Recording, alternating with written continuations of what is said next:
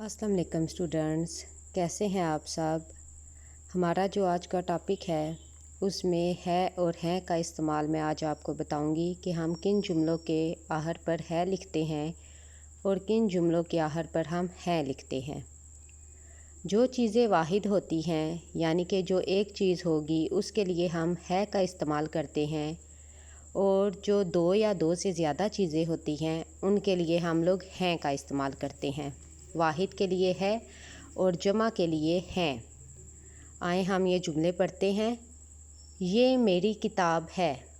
किताब एक है इसलिए हम इसके आहर में है लिखेंगे। मेरे पास दो किताबें हैं।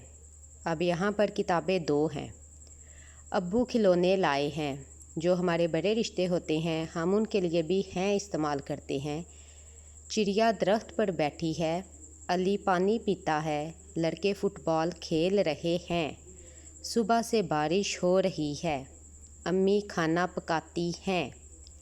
मेरे पास काली बिल्ली है। ज़ारा पानी पी रही है। अब अगर आप इन जुमलों में देखें तो जिनमें एक चीज़ है उसके आहर पर है आया है, और जिनमें ज़्यादा चीज़ें हैं उनमें हमने हैं लगाया है। आपने इन जुमलों को याद करना है। इंशाल्लाह अगली वीडियो में दोबारा आपके साथ हाज़िर होंगे। दुआओं में याद रखिएगा। अल्लाह हाफ़िज़।